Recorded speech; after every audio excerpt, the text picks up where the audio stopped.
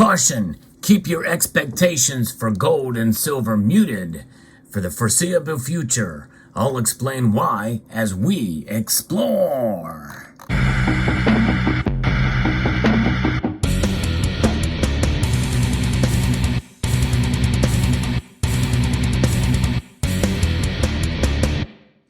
Gold and silver are both down today based off of two things. What is anticipated to be coming from the Federal Reserve in mere hours from the moment of recording this video to the data that has been released today with regards to inflation. So those are the things that we're watching right now, and likely gold and silver are going to have a lackluster effect on what's going on with these markets. In other words, they're not going to be moving a whole lot one way or the other. But I think if any direction they're going to go, it's going to be south a bit. It's going to go down. I'm going to be referencing two pieces here.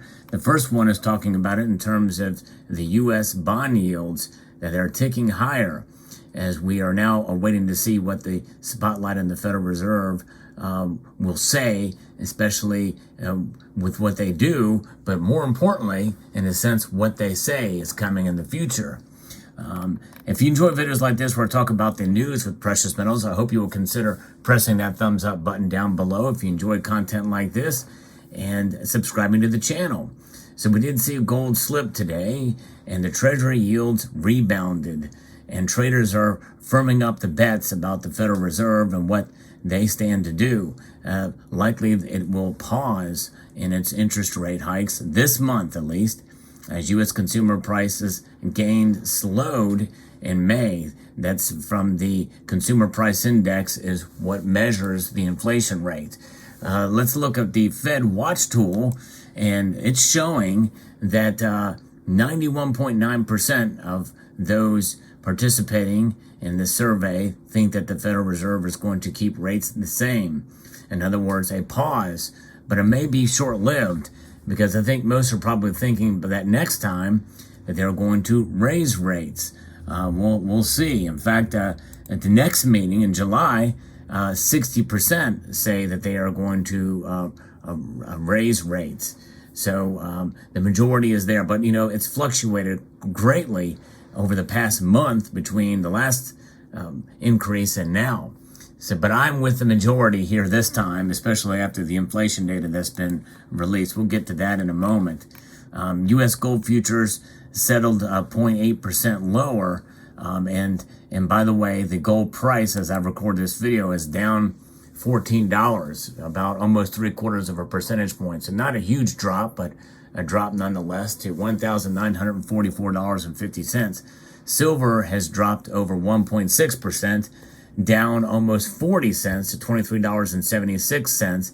So that's a pretty fairly substantial move, but not breathtaking or earth-shattering. And platinum is also down $15. It took the biggest hit today to under $1,000 an ounce. I think that's a good buying opportunity for platinum. I'm a pretty big platinum bull, so to see that is kind of shocking in a way.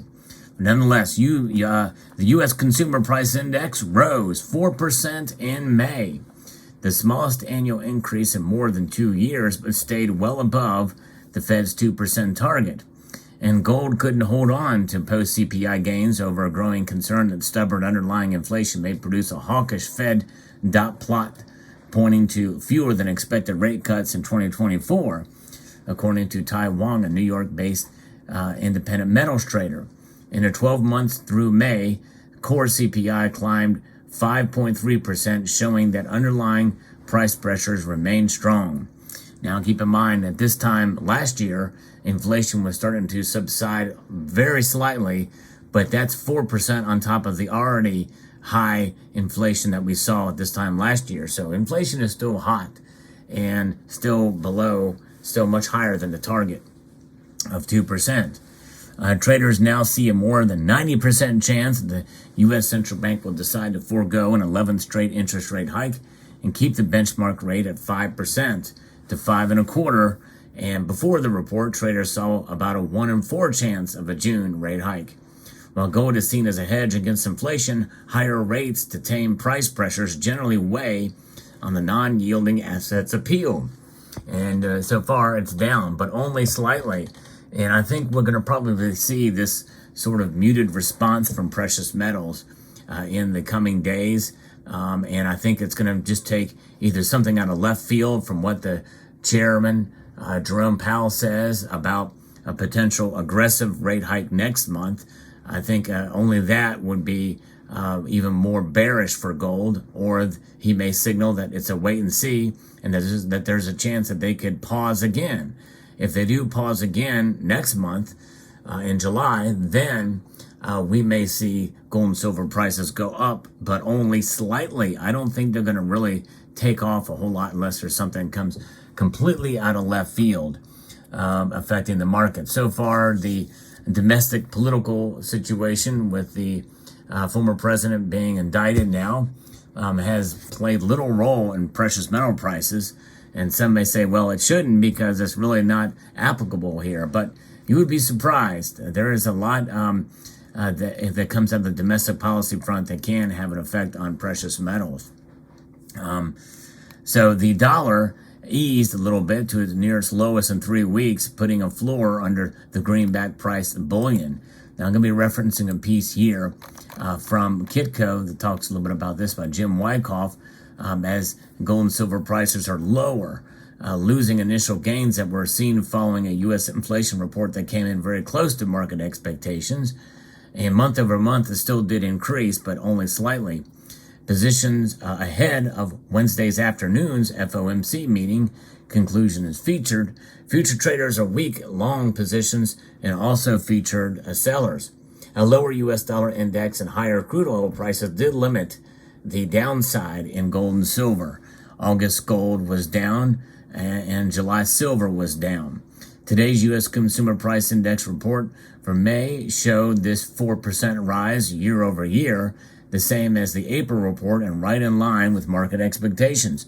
Other internals of the CPI also came in about as expected. Keep in mind, that's an average. There's other things that we're paying a lot more for, and some things we're paying a lot less for, like eggs. I heard a report before I did this video that eggs are actually down to about $2 a dozen now again, because no fear of avian flu and other things. There's a great supply of eggs. It's all about supply and demand, right?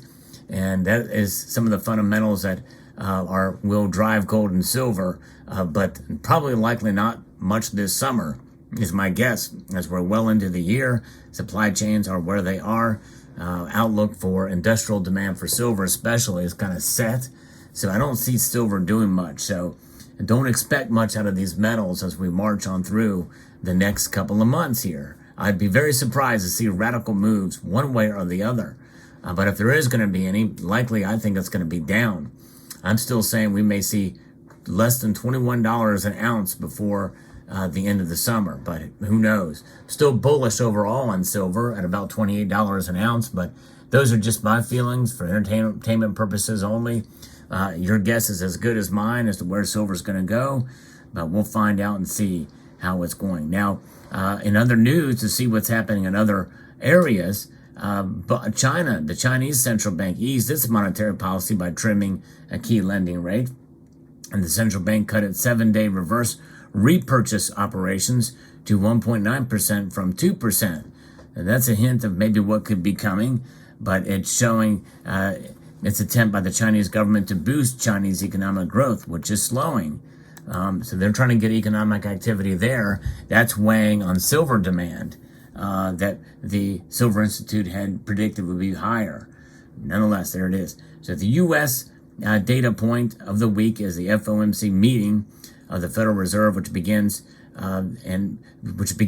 earlier today and will end tomorrow with a statement and press conference from Jerome Powell.